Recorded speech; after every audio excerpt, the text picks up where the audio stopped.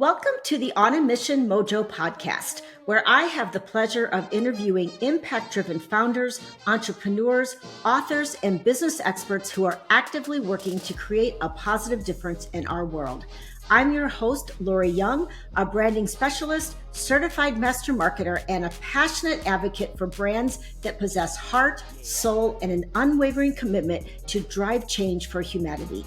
It takes grit, a visionary mindset, and an abundance of mojo to navigate this journey. And the stories I share will undoubtedly ignite your passion. If you're seeking an infusion of inspiration, motivation, and valuable insights to amplify your impact, let's dive right in.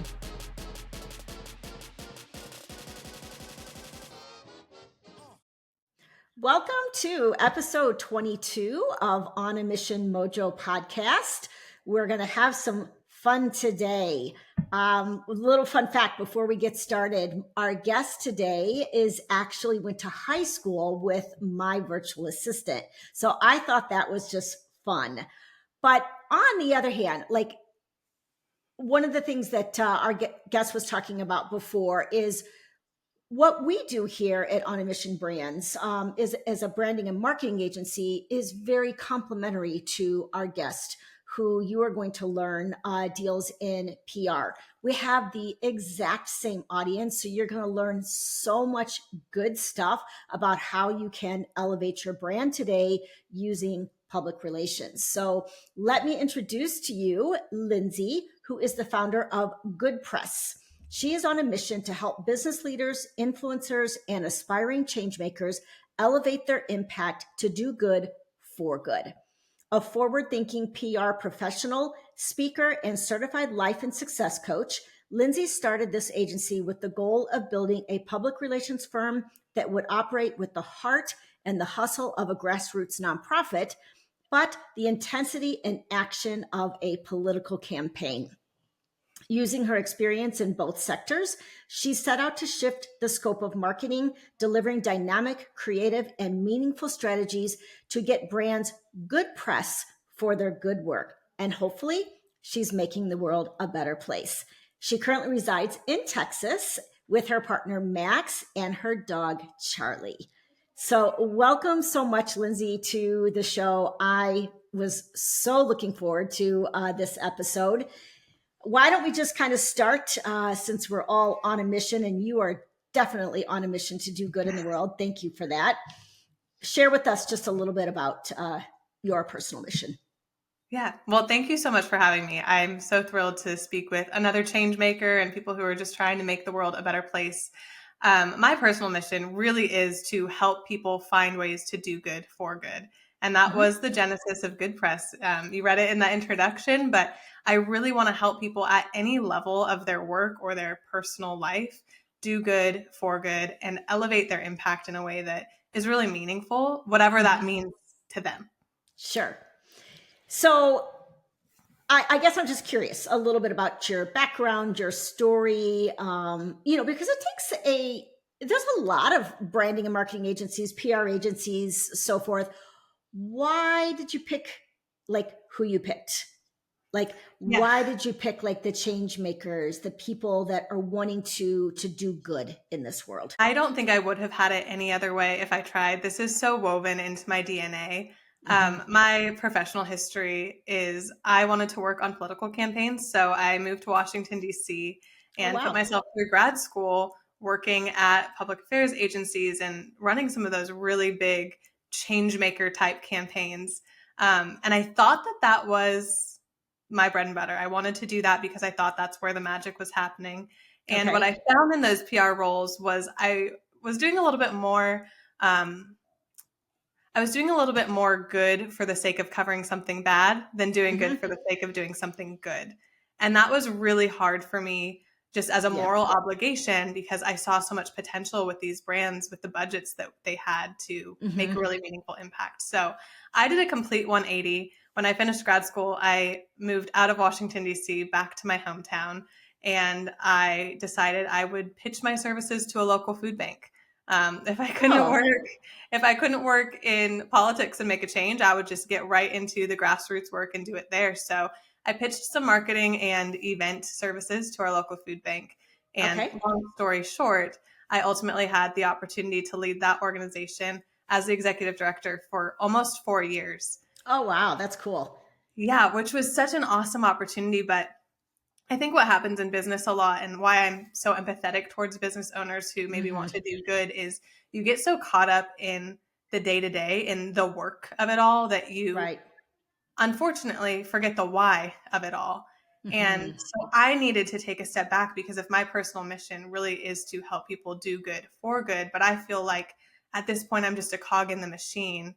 Sure. That's how GoodPress was born. I wanted to really blend those two things together, my love for public relations and my love for that grassroots work that is so meaningful, to Hmm. create something that kept the heart at the center. Because if I'm honest with myself, in 4 years at the food bank, my heart was in it, but I Hmm. wasn't as creative as I used to be, Got it. because I was just running the race.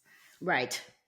So that's what I set out to do with GoodPress. Is if I want to be a change maker, I better be walking alongside change makers Hmm. and helping them do their good work.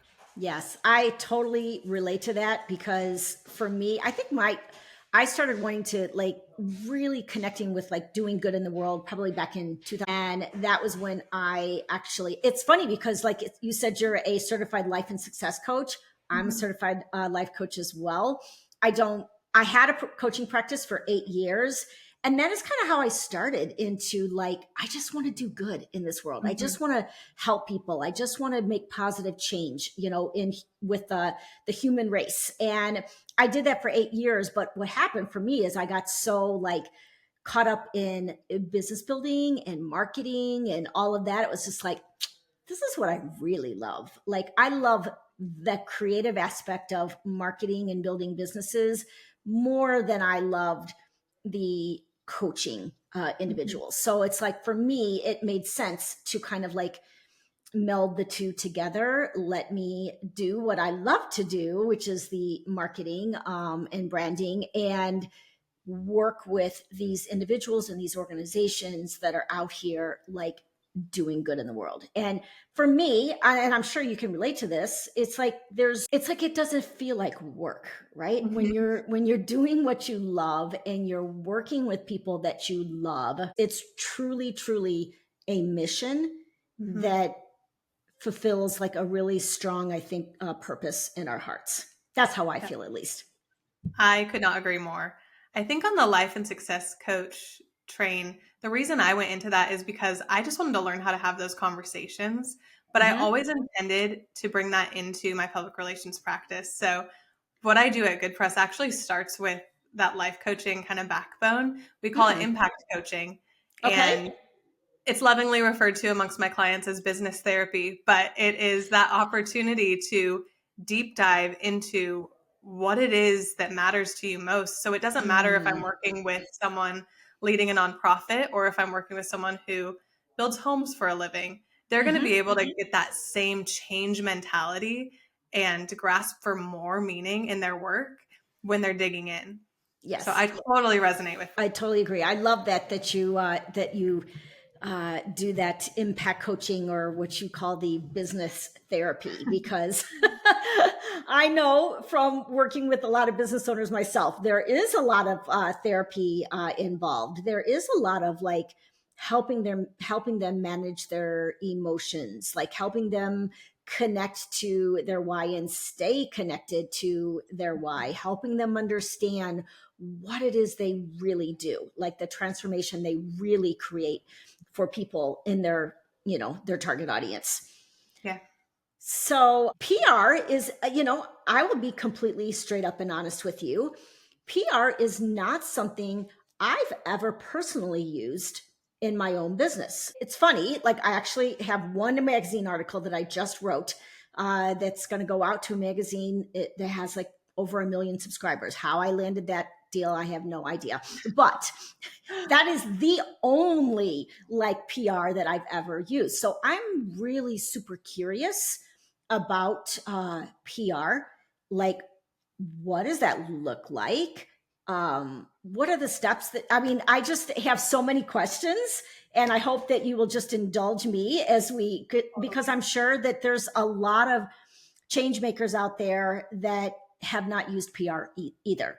Yeah. And I do know that it's definitely a very valid and very good way to get visibility for your brand. So where would we start when we start talking about this? Yeah, let me just peel back the layers because I think it's so funny. Public relations is what people always see, but nobody knows what it is. Right. You always see Exactly. the output of public relations, but nobody knows what public relations is. And the way that I've come to define it in a way that really makes sense for people in this mission-driven world is where impact meets influence. So Okay. where are you putting yourself? What stages are you placing yourself on where you can elevate that influence to in turn make a greater impact, right?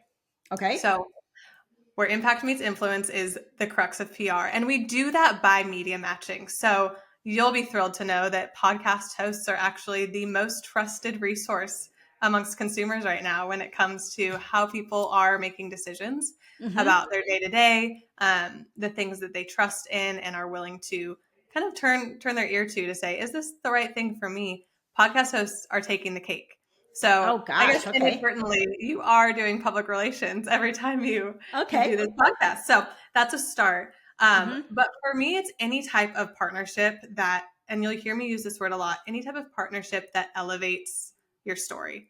So whether that is an impact partnership with another nonprofit where you're borrowing audiences to grow that influence, whether that's an event with your target audience to showcase what it is you're doing, or if it's that traditional media matching, right? Getting you on local news, national news, as a guest writer, or a TV spot. All of that is public relations. Now, where it starts is that messaging strategy, which I know you're familiar with. Yes, definitely. How we talk about it comes before anything else. I don't believe that all press is good press. I don't believe that all press is good press because you really do have to have the right story to tell to the right audience at the right time. Yes. So we walk through that messaging strategy first before any media placements take place to make sure that you know exactly what it is that makes you unique. Because if you sell homes and that's your job, we're not going to tell the story about how you sell homes, right? We're going to tell the story about the much deeper meaning.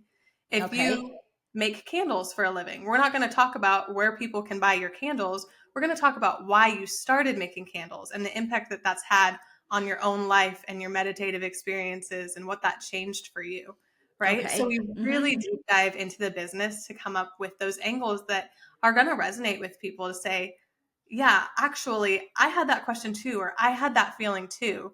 And then we provide the platform to tell that story. I think the thing about social media is that we don't always have the opportunity to share the depth of our stories. And that's where that long form content comes into play with podcasts or news, etc.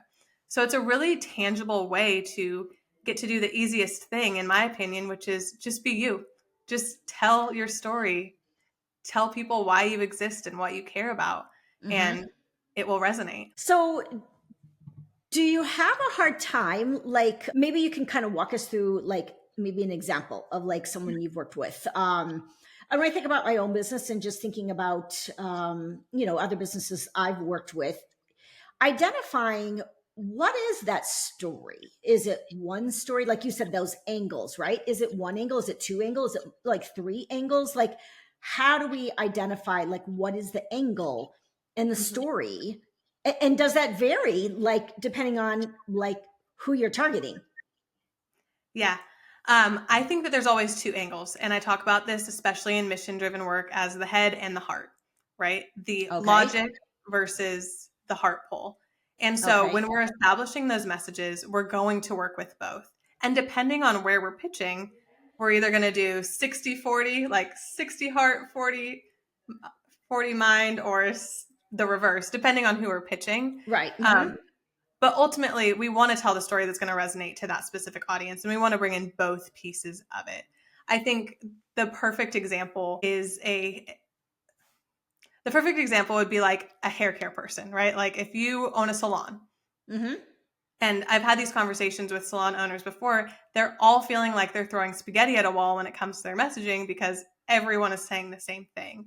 Right. And so Right. we dug a little bit deeper and we said, okay, well, what if the story is actually about not how people look when they walk out of the salon, but how they feel, right? Like, what does that what does that change for your customer in terms of how they feel when they walk in and out?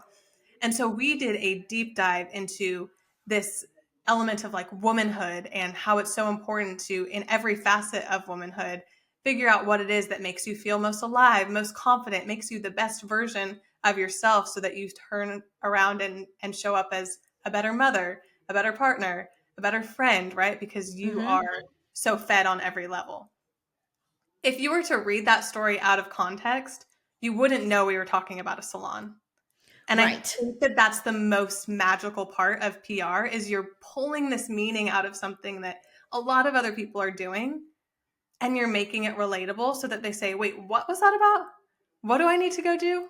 Oh, well, you need to go to the salon. Like, we're crafting the curiosity for them because it just so deeply resonates with their heart. And so I think that there's meaning in every industry, and it depends on where we're pitching, if it's more of the head or more of the heart, but it has to have both. Yeah, so it's interesting. I'm thinking about, I think I mentioned that I have literally done one article for a magazine. Okay, so I guess you would consider that traditional press, right?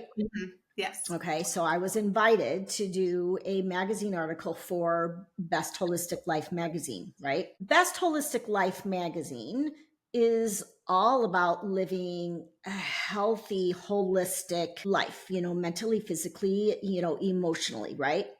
It has absolutely, in my opinion, absolutely nothing to do with branding and marketing. And so there was a piece of me that was like, okay, how is this piece going to even like help me, other than it was a fun piece to write. I wrote about because this is for May edition, which is all on Mother's Day and women's health, and I wrote a piece on my legacy for my children, which is the gift of self-evolution.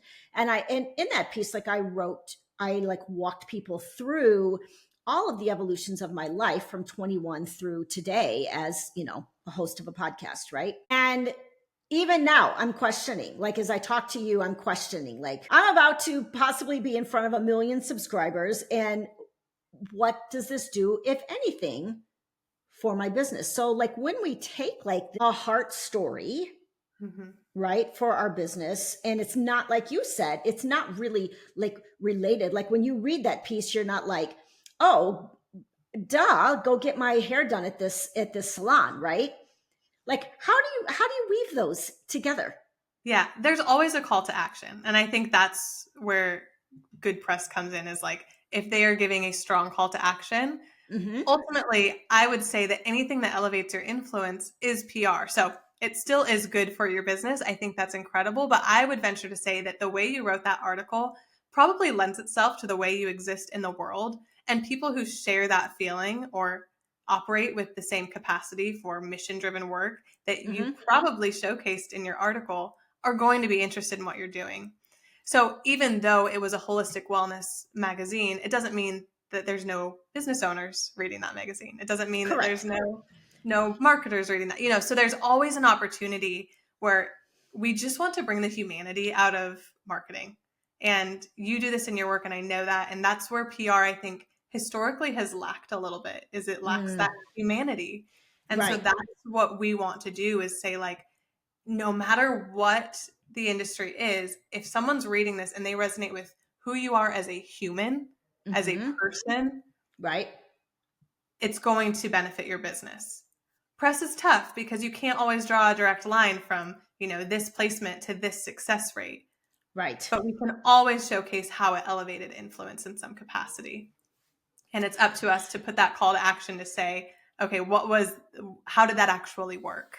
Okay, so when you work with clients, the first thing that you go through is, like you said, this impact coaching, and really like refining their messaging and looking at the different angles, that head angle and that heart angle that they can take with their content, right?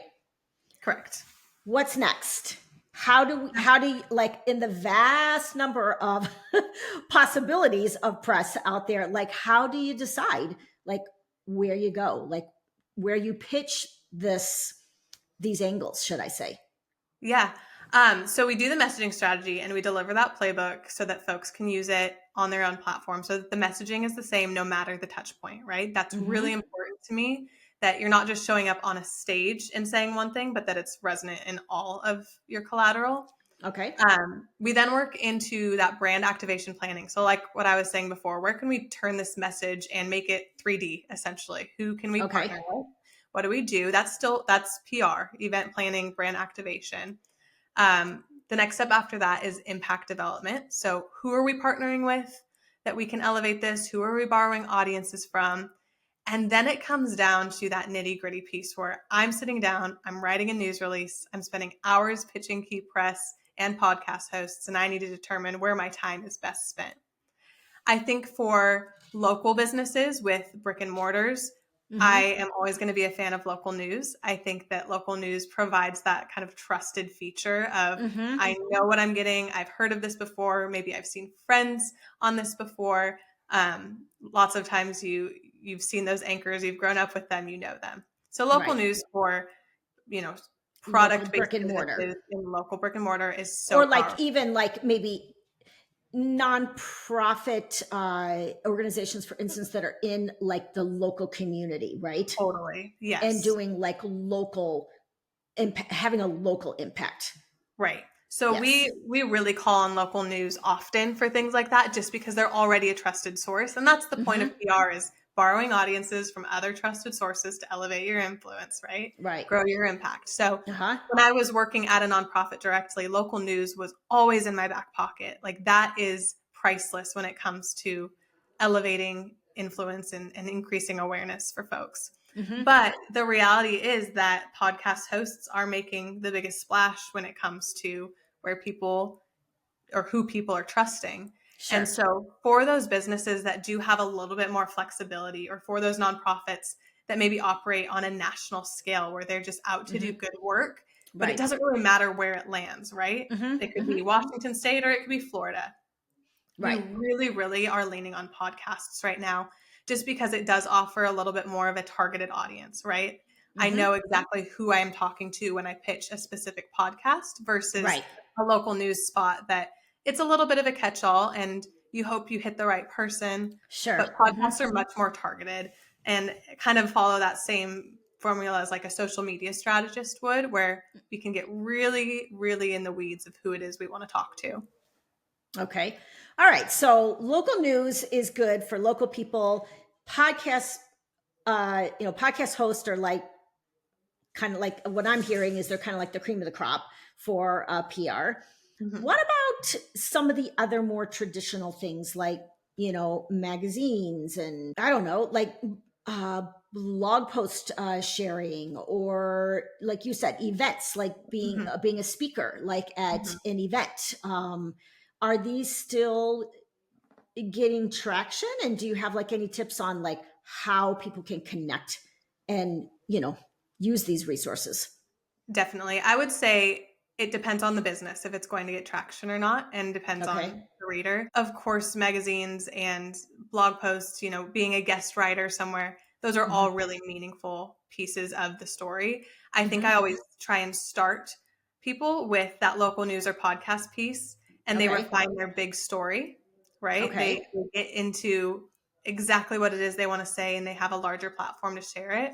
And that, if you're talking about ease of work, you can really repurpose that content that you're talking about on either of those things into blog posts or articles. And so we're really just expanding our opportunity to pitch multiple times, but we always start with kind of those a little more pressing, like people want press that they can repurpose.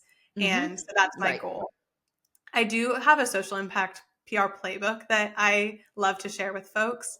And in that, I've coined something called the sale test that I think is just a good checklist of sorts to see if you're on the right path. And I would love to walk through that if you're interested. Yeah, that'd be awesome. Yeah, cool. Let's do it.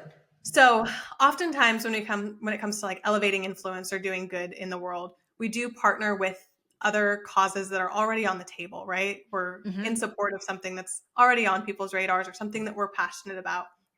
And so we typically go through a brainstorming process with our clients, and then we ultimately need to double check and make sure that it's going to have the impact and translate to all of those content pieces the way we think it will. It's called the SAIL test, and it's just a 4-question checklist. The S is it supportive? So can you think of other people also doing this work that you are supporting? Did you just pick this out of thin air, or is it supportive of a larger conversation? And the key being larger conversation, because you want people to be talking about it. Sure. The A is it actionable? So I am always pressing this with especially my for-profit clients, that we don't just do good work for the sake of doing good work one time. We really need to weave it into our business. It needs to be part of our story DNA. So is it actionable? Being, can you take action on this today? And will you? Okay. The I is it important? Which is a little bit silly, but I mean transformative. You said that word earlier, and that's the question. Is this transformative in some capacity? Is the impact you're making actually going to change something for somebody? Right. And then the L in the SAIL test is longevity, which circles back to the actionable piece is, how long are you willing to do this work? Because we don't do good work just one time. We weave it into our DNA. And if you're answering yes to all of those 4 questions in the SAIL test on your topic area, then you've really come up with that kind of like mission-driven work where you know what your impact area is, what your focus is, and how to run with it. And that'll inform a lot of where we decide to show up moving forward. Got it. Okay. One of the things I think about, like we said, there's a lot of people that don't know what PR is. They don't necessarily understand it. And they're certainly not, I guess, educated or versed in how to like present ourselves. If you get let's say you land like a high profile podcast interview, right? Or you land a spot on a local news. And we're talking just an everyday person, that has not had any kind of experience whatsoever with this. How do you coach them through? Because I mean, to me, like I've read things like, oh, they're looking for sound bites, they're looking for all these, little. I actually did a little interview. It was a research type interview, and the guy asked me a question at the end. He said, "I'm going to record your response, and we're looking for sound bites that we can use in our report." And I'm just like I was suddenly like deer in headlights, like, oh my gosh, let me think about what is a good soundbite. How do you coach people around like being prepared for like media appearances? Yeah. Well, that's why these press processes are usually 3 to 6 month minimums, because we are working on that the whole time. Oh, Right? okay. That impact coaching that we're doing day 1 is how you learn to carry your story with confidence. If you're having to share it over and over and over again, and we're really digging deep into things you don't want to talk about or haven't talked about before, Right. that's gonna be so much more deeply woven into how you speak about your business, and it'll translate really well. Then we do that messaging strategy. So we get into the habit of talking about that. We renew our elevator speech. We change our headline. We figure out what it is that we need to be saying. And we're doing that on other platforms first. Okay. And then when it comes to that placement, when you're ready to go, we always will do media training with folks, because we want to be able to give them that opportunity to practice. So we give best practices for, what to wear, how to stand, how to speak. Oh, okay. But we've also done mock interviews where we've pulled out the messages that, sound bites are scary, but we do want to be cognizant of the messages that we're sharing. So Sure. we're pulling that out from day 1, and they can refer back to that messaging playbook to say, oh, I really want to make sure that this shows up in my interview. So when we do mock interviews, we're able to prepare that way. And folks have just been, I think, really excited to get to tell their story, but with the confidence that they know the output, right? Like they didn't just mean to say something, they said it and it had the right output. Right. Because they've rehearsed it. It's kind of been going over, they've been practicing, like you said, for the last so many months. And that messaging is drilled. I mean, it's kind of like, what is your unique selling proposition? Totally. Can you just like say it like off the top of your head, right? What is your elevator speech? Like you said, can you say it off the top of your head? These are things that you have to think through and Mm-hmm. be able to, I think even learning these kind of things can translate into, like, if you're in a sales call with a Yeah. potential client, like, you need to be able to, like, articulate your value Mm-hmm. in a very succinct way that resonates with people, right? Yeah. And I'm always shocked, when I have these meetings with business owners and we do that impact coaching and we start the messaging strategy, the number of people who fear just washes over their face because they're like, nobody's ever asked me that before, or I don't know how to answer that. And it's challenging because that should be the thing you know best. Like, your business Hmm. should be your story, and it Right, shouldn't right. scare you to talk about it. It should inspire you. Sure. Yeah. So it is an ongoing challenge, I think, for folks, because, like I started by saying, we get so in the weeds of the work that we forget the Hmm. why. Yes. And that's why it's important for people to work with brand strategists, messaging strategists, public relations strategists, to have that Hmm. accountability, to Hmm. always be refining what it is they're trying to do and say. Oh, yes. Your messaging is, like, just so key. Like, it just, and like you said, across all platforms, that messaging needs to not only resonate, but be consistent Hmm. across all platforms, whether you're in a podcast interview, whether you're on social media, whether you're writing a blog, whether you're in a sales call with a potential client, whether you're talking to your neighbor, right? Hmm. It's just like I am personally, I mean, I'm in marketing, but, like, sales, I think sales is very different than marketing. Sales, I feel like I suck at that. And I'm not always thinking about, my last two website projects, my spouse sold them for me. Oh, Lori does websites, and it's like, Great.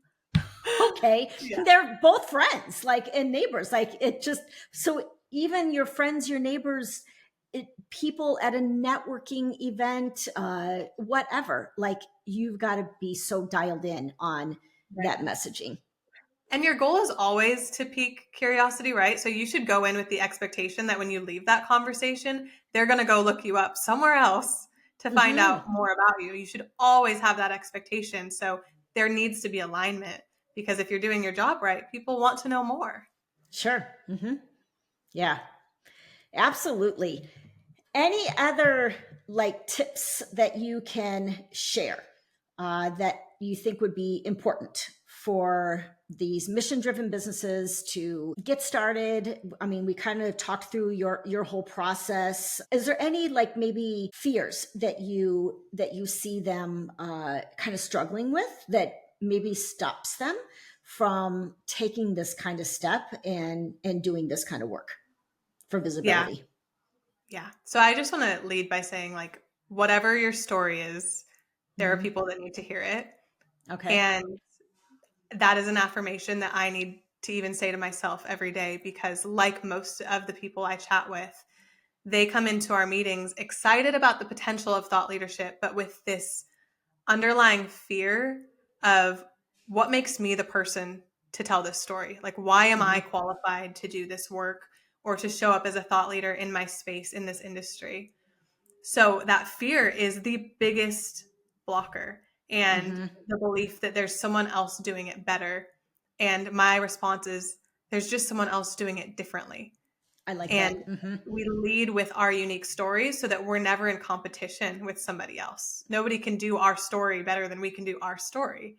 Sure. They can Hmm. just do it differently. So I think that big fear is like, am I qualified? And my response is just, the world needs more of who you are and what you have to offer. And you are qualified to tell your story, because who else would be? And Absolutely. that's what I want to just plant the seed for these change makers who are maybe a little bit fearful about stepping into a PR or thought leadership space where they have to own that story, show up with confidence that they're the person to tell it. Hmm. And it's tough, but it is so worth it, because that's how you change lives, is Yeah, you get people to absolutely. listen.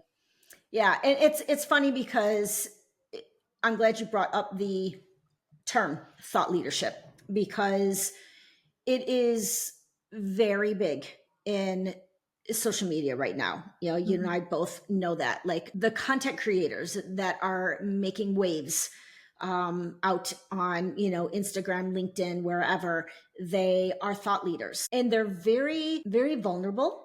In many instances, they are very gifted at telling stories. They may tell stories, you know, about themselves.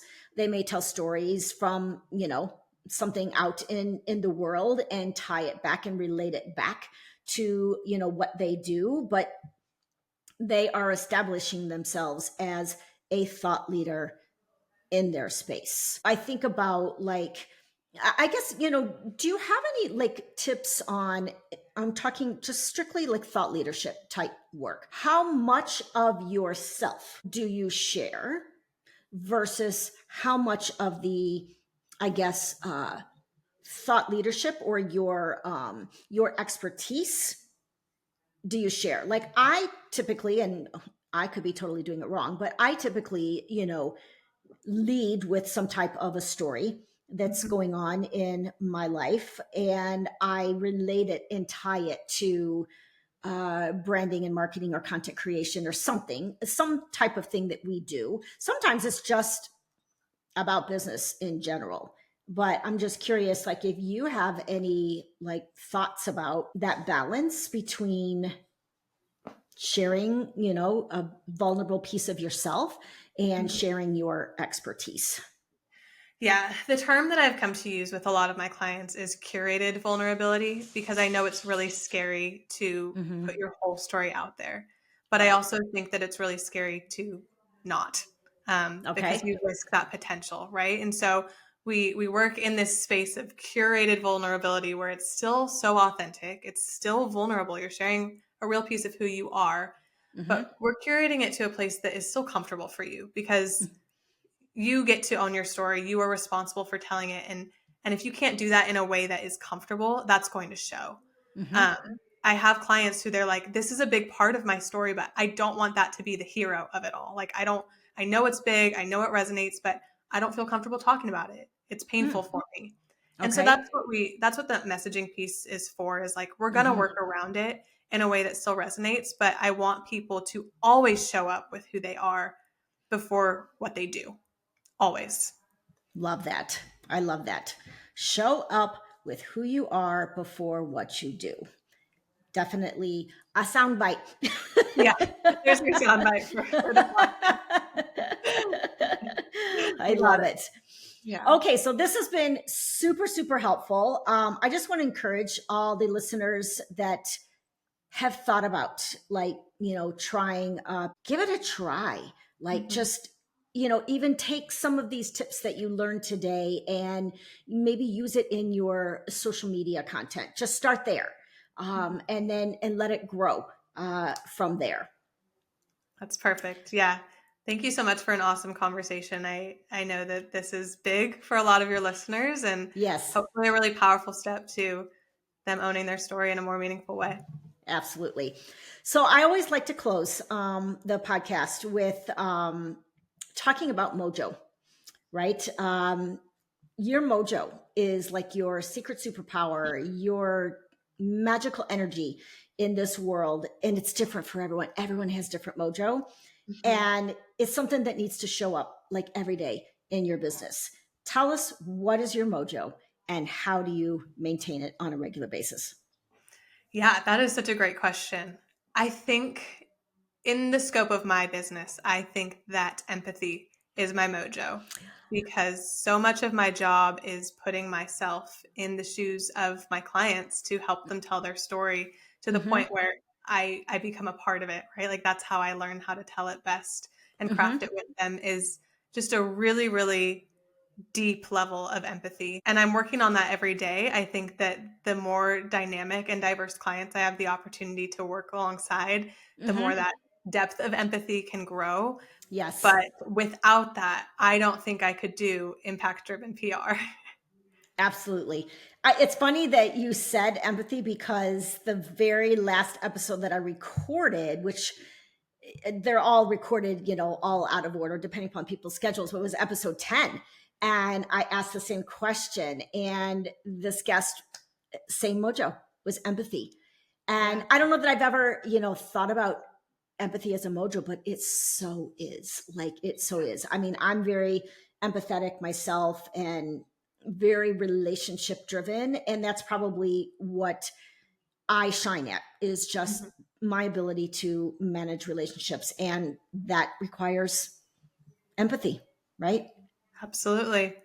Yeah, I think So, that's the foundation for a lot of meaningful work. I'm sure most yes. people listening are I would say tapping probably, into their yeah, empathy. a lot of mission driven individuals and organizations, their founders are probably very empathetic people. So don't underestimate the power of empathy in your work. That's good. All right. Thank you. Thank you so much. That's a wrap on today's episode. Thank you for tuning in to the On a Mission Mojo podcast. Ready to dive into more incredible stories of people on a mission? Next week, I'll return with a fresh episode to ignite your passion for creating a better world. If you loved what you heard, be sure to subscribe, leave a glowing review, and spread the word to all your friends. Head over to onamissionbrands.com for more great episodes. Remember, the world needs your mojo, so go out there and let your brilliance shine.